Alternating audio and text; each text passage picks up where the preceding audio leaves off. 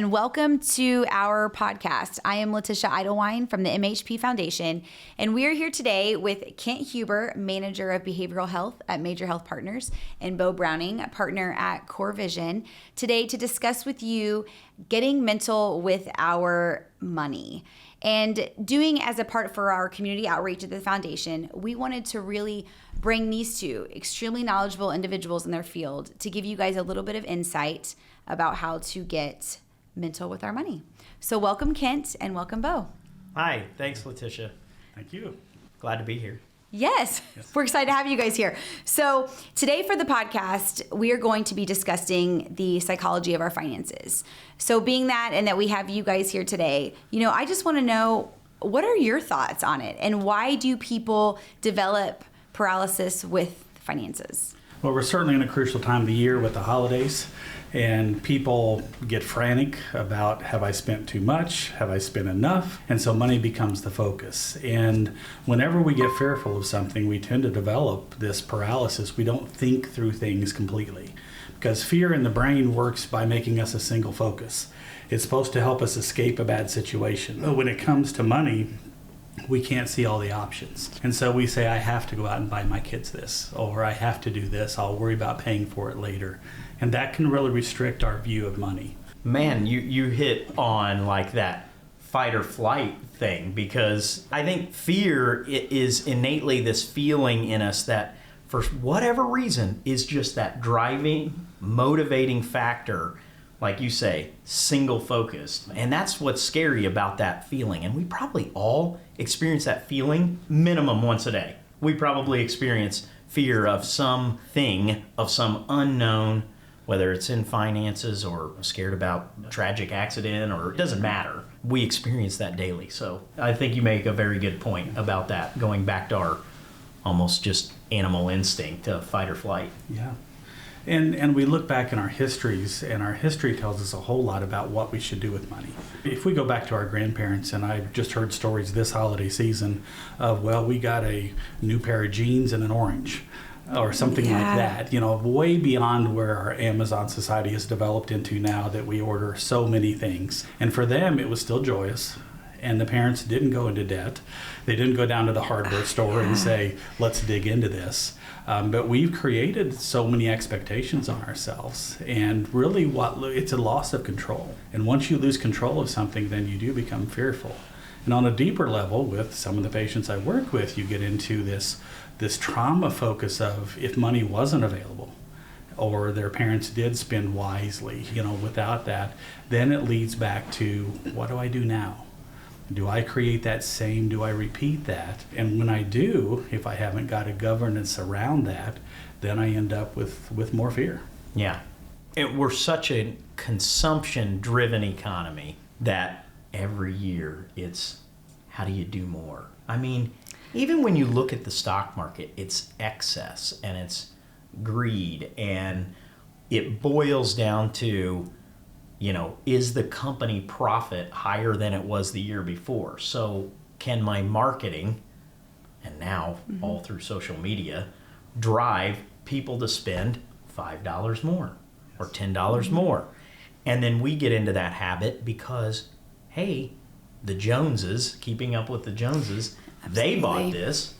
We probably should buy it. Yeah. Can you talk about that, kind of like the social media aspect and our feeling of trying to either outdo one another or at least be on the same level? The social media has affected so many things. And part of the problem is, we used to know somebody had money by the house they had or the car they drove, but you'd have to drive by that location to know that. You wouldn't necessarily know it in other locations. Mm-hmm. Now I can Photoshop myself in beside a Lamborghini and impress a few people that maybe that is my car. Yeah, that's true. And so it's so easy to do that. And then we have so many people that we think are rich. I mean, our young people right now are really fascinated with, can I become that next YouTuber and make millions just by saying the right thing to get people to view me? Mm-hmm. And so that drive then becomes money. And when we start that too young, then money becomes the driver, not the purpose in my life. Yeah. And so when social media comes into it, the other thing is, think about living in a society, which we are, that I can buy anything 24/7 and have it delivered to my house, where I used to have to at least wait till the store opened. Yeah. Yeah. I had to go out. Now I don't have to. I click a button, and once I click that button, then it's going to send me 10 more advertisements on why I need other things like that. Yeah. Right. Or why I need something better. I think as we look at generation to generation, what our parents worked for to get at age 50 or 55, and maybe the generation before that at 60 and 65, we now want at 40 and 45. And the next generation might want at 30 and 35. A bigger house, a nicer car. It's almost like people want or feel the need for that earlier than generations before. I've just noticed that I've got to have what mom and dad had 20 years earlier than they've had it. Maybe there's not a whole lot of good that stacks up with all that. You know, and I think about, we have an individual he's done amazing things for our hospital. And I had a great conversation with him a few weeks ago, and he was talking about, and he's done very, very well for himself, that he has left nothing for his children because he wants his children to work just as hard as he did to get to where he's at. And it's just, and again, what he's done for the community has been amazing. But hearing that was so eye-opening, because I've even seen on my side of it, oh my goodness, look what my parents have. Look at the house they just built, the vehicles they drive. But look how hard they worked to get there, right, and how long it took them. And I think society and social media has changed so much of that we have that persona, and I see it in my kids, as you said, keeping up with the Joneses. And I have a daughter who is, well, my friend has this, or so-and-so has this, or does that. And it's like, good for so-and-so. It's easier for my husband to say that, where I'm like, oh, well, should I get her this or do this? But it's just, society has changed the outlook so much. I mean, on the day-to-day, what would your advice be for someone who is being affected? Because I feel, on the outside, being a parent of an 11-year-old that has that, it's hard to decipher what to say with that. Well, I think with children, you start to teach them the value of money. And I'm going to pull a $10 bill up, and just so a perception of this. Can I have that? Yeah. to a 5-year-old, $10 means a lot. They can go out and they can buy at least a few things, even with $10. Yeah. And so to them, this is huge money. If a grandmother passes us out at Christmas and give them $10, they're going to think, I am off to the races. Life is mine. Right. As an adult, what happens to this $10? I'm looking and saying I might be able to buy 2.5 gallon of gas, which may get me to work a couple times in the day. Same $10, but my perception has changed. Mm-hmm. And so a lot of that is teaching our kids, what is the value of money? Why is this important? Because if we sense that I've got to have what everybody else has, then it's a big thing. I can remember when I was a kid, I was raised on a farm. And in the 70s, my father built a brand new dairy operation. And kids on the bus would say, wow, you're rich. They didn't understand behind that there was a mortgage. Yeah, lots of debt. And that my father was milking 7 days a week, twice a day, to pay for that barn. And so part of that is, how do I teach that? A lot of this is about internal versus external control. Okay. And we have to learn, what are my internal values that are driving what this $10 is worth? If I'm letting the world tell me what I need to spend that on, and all these advertisements that come bombarded at me, then I'm going to be driven by that. Even when cartoons began, that was a big push on Saturday mornings to teach kids. Now, wouldn't it be great to go back to a simple world where it was just Saturday morning? Saturday morning cartoons and a bowl of cereal. Every YouTube like video. Looney Tunes. Yeah. So we can't go back to that, but as parents, we begin to say, what matters to you on a deeper level than whatever the newest fad is?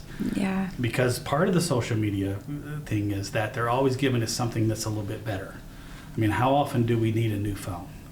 But it's going to come out every 6 to 9 months with a brand new generation of phone that may not do very much more except maybe take a better picture for a selfie. But many of us feel the need to get it. Exactly. Yeah. Or you went back to your kids, like it starts with like maybe a doll, and then it, the latest doll, Barbie or American Doll or whatever it might be, and that then becomes the phone. When they're 12, 13, I mean, earlier now than it ever was. Absolutely.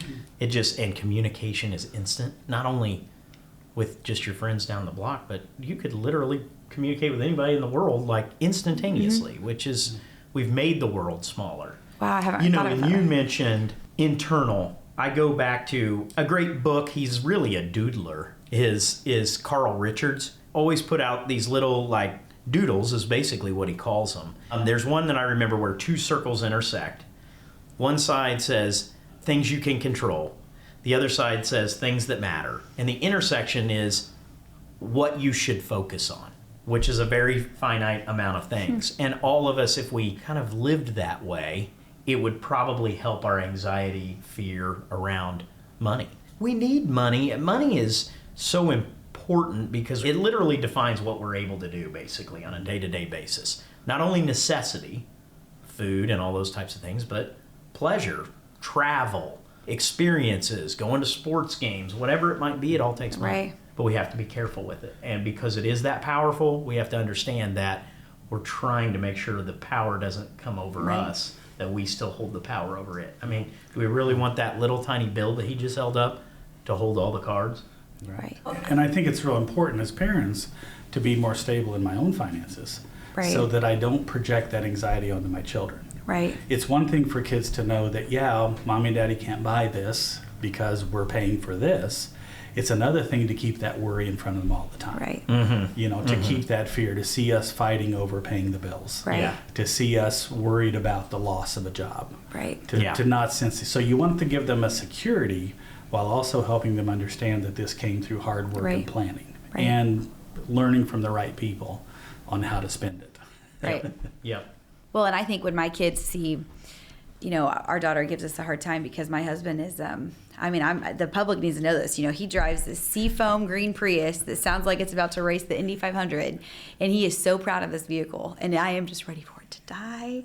But he is so proud. He is just like, and to him, this is great, because I drive this, we can do this, and this. Absolutely. Yep. And so it's empowering. And I think our kids even seeing that, he drives it with so much pride. But yes, it's crazy. But, I had a question for you. Yeah. Do you see a lot of fear or anxiety in people that come to you for the first time, that know, okay, I probably should start investing, but where do I start? Or if I take this money from here to invest it, what will that do in other areas? Absolutely. People that haven't had any experience when it's dipping your toes in for the first time, it's an unknown. So absolutely they have some inherent anxiety about it. Obviously, one of our biggest jobs, I always say here, I got into this business wanting to help people with finances. You end up being, I don't have a psychology degree, but I certainly feel like my real world experience has given me that. It is guiding people through that decision and helping them know that they're making the right decision for themselves for the long term.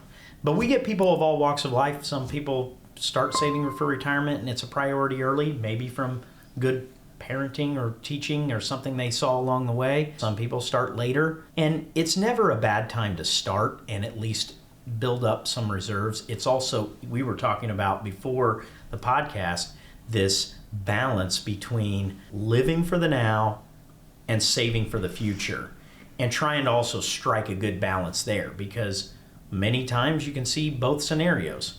Somebody saves tons of money and then dies right after they retired. But again, we none of us have a crystal ball and know when that day is going to be, but that person might look back and go, gosh, I wish I had maybe saved a little less and spent a little more. And then you have it the other way around. Spend and experience all these things and then get to that later stage where you're like, man, I really don't want to work anymore, but you don't have the option because you didn't save enough. Wow. Yeah. So all of us have to balance that, and I think that's where the help of a financial advisor coming in with, hey, here's maybe where the restricted money needs to be, and then here's what we can enjoy, and trying to just give you an idea of what that looks like. A good tool for the kids, and I'm sure you've heard this as well, is just the 3-bucket approach. If you hand them that same $10, maybe give them 10 ones so that they have a chance to save some, put some back for somebody for a nice gift. Teaching them about being charitable, which is what the MHP Foundation's all about. But empowering them. How much would you like to save? And then teach them about what might be the appropriate amount. How much would you like to give away to help somebody else? And then what do we have left? That's what we can spend. Maybe you save $3, you donate $1, and you have $6 to spend. And constantly practicing that with your kid as they get to the Agree. age where they have that ability. 6, 7, 8 years old is perfect time to start that. Right. Because they kind of understand what shopping is. Yep. Been to the grocery store and sat in that little cart long enough. Yep, absolutely. You can start Yep. start that, But And to Go follow ahead. up on that, the joy of giving at an early age, to learn that if I am able to get stable, then I can share with others, and the joy of that is much more than this $10. yes, Absolutely. yes, To feel that and to feel like I've impacted someone else's life, maybe help them learn something Right. about this and begin to build on that. It gives us all kind of good psychological chemicals in our brain Yeah. when we do that, Right. that being self-centered and what I need won't ever give us. Yeah. Because the temporary gift I open on Christmas morning, that joy is going to be very short-lived in most cases. But when I see a Yes. person that I've helped, that I've made their life a little better, I can kind of enjoy that day after day after day. Agree. That's not, I mean, my husband, this is like really a Shay show. It's really Yeah. not supposed to be, but I think about, he is truly in our family, the one that is very good with finances and how things are and just helping, because there's times where I am, oh no, we're not going to do this because we're saving for this, or vice versa. But actually it wasn't too long ago, something that we try to do is when it comes with money, how much is going into groceries this month, or how Yeah. much is going into extra spending, or, saving back for this vacation or so on. And we were going to the store, and as you guys know, with inflation, it's another stressor that people are having right now, is how much they're spending and what they're doing. And so it was, what can we, with how much we're spending on groceries, what can we do to cut back on and whatnot. And so we're there, and, we usually take the whole family and we're grocery shopping, and it was just looking at everything. Well, there was this lady who came up to the cash register right beside us. She was doing a self-checkout and could not pay for her groceries. Realized how much it was. And here, my husband we had the conversation on what we should do, spending less and inflation. Yeah. And then he goes over and he pays for all of her groceries, and our kids seeing that and seeing that that's a huge impact. it is, Yeah. right? Because here we've talked about what can we do, for money and, doing all these things, and then them seeing their dad that, yes, we can still help others. And that's I think the best that is Christmas gift. absolutely. Yeah. I like Absolutely. that story. That's a great story. Because there is so much fear. And I think about those who are, in today's world. I say today's world, I know there was a time where I'm sure, our parents and grandparents in the Great Depression at different times, but anxiety and all that, it is real. And the fear that those have spending money and doing things, and with Christmas time, not being able to give as much as they would like. Yeah. And finding that happy medium. Well, and that fear also you mentioned inflation, and this is something that's relevant because it just kind of, fortunately, hopefully most of it is in the rearview mirror from what just happened. But in 2022, we experienced, inflation that almost hit 10% on overall goods. What happens, I think, is people still feel the pressure to have the wants, but then the needs become like a stressor. I have to buy food. We've got to feed ourselves. But I also still want the latest technology and those types of things. And then balancing that, your fear gets a little heightened because the needs have become more costly. So you don't have as much to maybe go around. Then you get the credit card going, and that's where that snowball effect can happen. And I want to go back to what your husband did in the store. He became the expert in your children's mind at that moment on how is money to be looked at by helping somebody else. And that's where a lot of people get off track, is who they choose as their experts. Because we go to people who have no background. They may have one story about a good fortune that they had.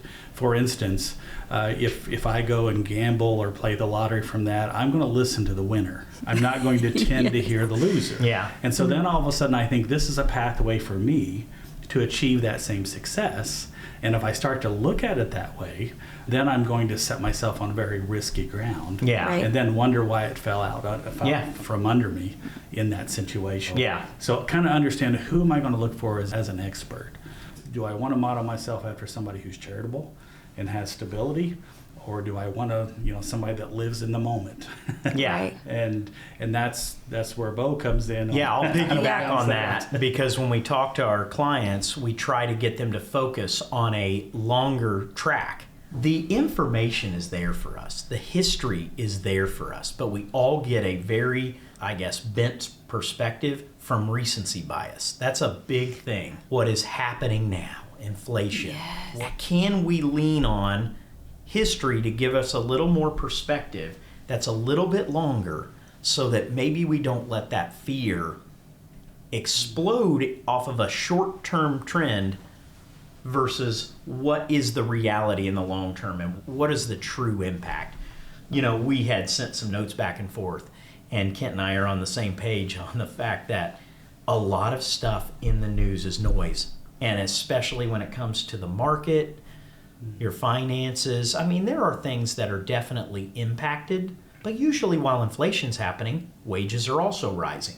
So there is a balance there. It's just sometimes we tend to see only the negative impact in the news because the news likes to print the negative stuff, and it feeds on our fear. So maybe talk about that a little bit too, with that recency bias. Yeah, I think we look at, and social media feeds into this because it's going to tell me every day. You think back, even in my generation, practically, you went to the newspaper once a day and got the stock market. And then we proceeded to computers where I could go online. Now it's fed into my phone if I want it to be. Oh my gosh, instant by instant. Exactly, and yeah. even though the stock exchange shuts down 24/7, I can get some feedback on what is or isn't happening. Yeah. Right. I mean, Monday morning I drive into work, Monday night I go home, gas is 45 cents more. That's how quick things can change. If I base my budget on that drastic change, I'm always going to be jumping at the next hoop. Well, how about finding information on both sides of the coin too? Exactly. You could probably look up any stock, investment, whatever it is, and find, oh, I should buy Apple stock. Or, man, I shouldn't buy Apple stock. Like, Yes. you could Google it either way, and it's going to give you the answer you're seeking. Yep. Yes.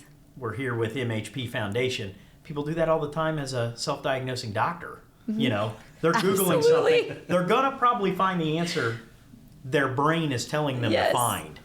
I think we'd be remiss with just a few minutes left to talk about, I almost want to go back a few minutes, talk about charitable and what MHP Foundation does. We're talking about that $10 and maybe $1 that people have that's extra and they want to do something that feels good. Tell us, what are the good things that come out of the foundation dollars? And that's great. We want to help as many as we can. We have our charitable giving. We have those who are experiencing issues with mental health and being able to help them. And it's true, every dollar can go back, whether it's a heart scan for a patient, whether it's transportation to an oncology patient coming in, whether it's a bag for a wound care patient. That is something at the foundation that we are constantly striving to do more of, is giving every dollar back to those patients, because as silly as it sounds, we want them in our doors, but we want them out of our doors. We want to keep them healthy and keep them from coming back, to help them live their life to the fullest. And so, at the foundation, whether it is to help with transportation or prescription assistance or mental health or oncology, every dollar goes back to those patients to help them get the necessary treatment that they need. Great. And thank you guys for today. This was very enlightening for me. I mean, I wanted to take notes while we were doing that. I mean, it was great. So I appreciate you both. Any last remarks from you guys? It's easy for 30 minutes to get away from us. I feel like we could talk all day long, but I just appreciate being here. We're here to help people sift through decisions, especially when it comes for saving for retirement. Kent sounds like an excellent resource for people that are having, stress or anxiety around money. And maybe it is in regards to paying medical bills or, the day-to-day finances. So I appreciate you being here. Well, it's been good to be here. And my parting advice would be, reach out to someone, reach out to an expert. If you're stressed about money, because Beau asked me prior to this, he said, do they come to you very often about finances? I said, about the stress from finances. The goal is then reach out to someone. Many employees have an EAP program that offer 3 to 6 sessions that can even counsel on those type of things. So I would encourage people to reach out and then get back to what's my purpose in how I use my money from top to bottom. Once I get to that purpose, then everything else begins to fall into place. Absolutely. Well, thank you guys.